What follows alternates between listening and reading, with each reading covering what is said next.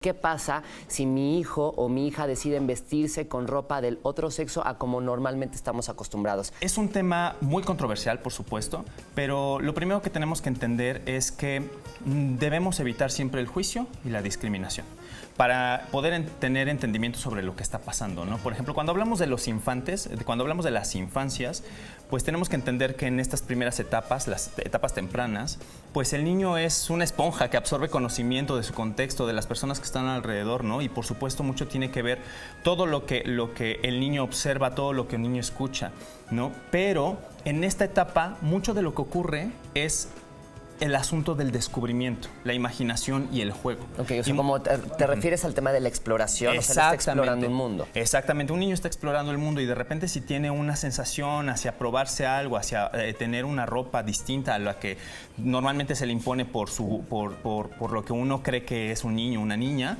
¿no? Pues tiene que ver mucho con el juego. Principalmente eso es lo primero que tenemos que entender como adultos, que el problema es que no hay problema. El problema radica en que nosotros pensamos que ellos tienen que estar encerrados en una cajita determinada y que nosotros tenemos que poner esas cosas para ellos y ellos pueden descubrir otro mundo. O sea, puede ser que muchas veces ni siquiera ya está hablando de una preferencia o de alguna orientación, simplemente está explorando y hay que dejarlos porque nosotros le estamos poniendo como ese nombramiento, algo que todavía ni siquiera es. Así es. La primera etapa siempre va a ser el juego y el descubrimiento. Posiblemente después, cuando ya se empiezan a construir las habilidades sociales y el desempeño que va a tener en la sociedad, pues empieza a generar una expresión de su identidad a través de cosas que podemos ponernos, ¿no? Una playera, una camisa que signifique algo para mí, pero no necesariamente en la primera etapa de la infancia. Claro. Oye, pero ¿qué pasa? O sea, si supongamos, yo soy un padre, una madre de familia, entro al cuarto y veo a mi hijo vestido de niña o a mi niña vestida con el saco y la corbata de papá. ¿Qué es lo que debo de hacer? ¿Es hacerle algunas preguntas o dejarlo que juegue? Lo primero que tenemos que hacer es quitarnos el juicio. O sea, dejar de pensar que eso está bien o que está mal.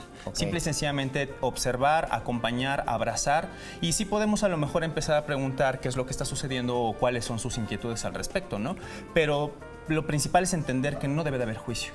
Y ya después, si seguimos viendo la posibilidad de que el infante siga utilizando estos accesorios o que se siga desplazando hacia una identidad ya específica, pues por supuesto puedo generar un acompañamiento, puedo generar preguntas o buscar a un especialista. Oye, pero además eso que comentas es muy importante, el especialista, pero no preocuparnos, porque lo vemos como de no, es que ha de estar enfermo, algo le está pasando y no es nada de gravedad. Nada. Y hay que quitarnos ese estigma. Así es, absolutamente nada de gravedad, no hay juicio, simple y sencillamente es observar el mundo a través de los ojos del infante, que es el descubrimiento, el juego y por supuesto generar algunas preguntas, observar lo que está ocurriendo para que podamos acompañar y abrazar. Veíamos a muchas niñas que, digo, y lo vemos con los adultos, hay mujeres que usan un pantalón. Claro. Y lo vemos socialmente bien, algo como de manera normal, ¿por qué no verlo al contrario? Claro, y bueno, la historia ha cambiado, ¿no? O sea, la sociedad se ha modificado y eso nos ha dado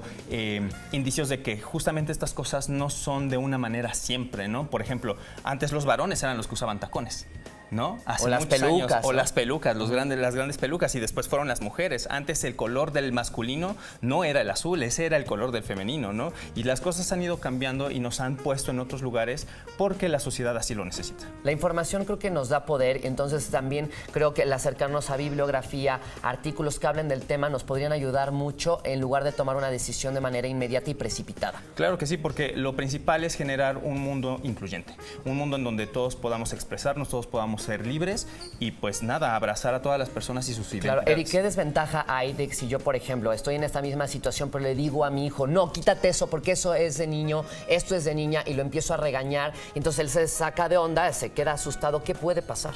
Mira, hay muchos artículos que hablan sobre esto y precisamente una de las cosas que algunos expertos mencionan es que el que un niño pueda tener un acercamiento con una prenda distinta, en lugar de cerrarle el mundo, le abre la expectativa y le genera también un entendimiento desde otro punto de vista distinto.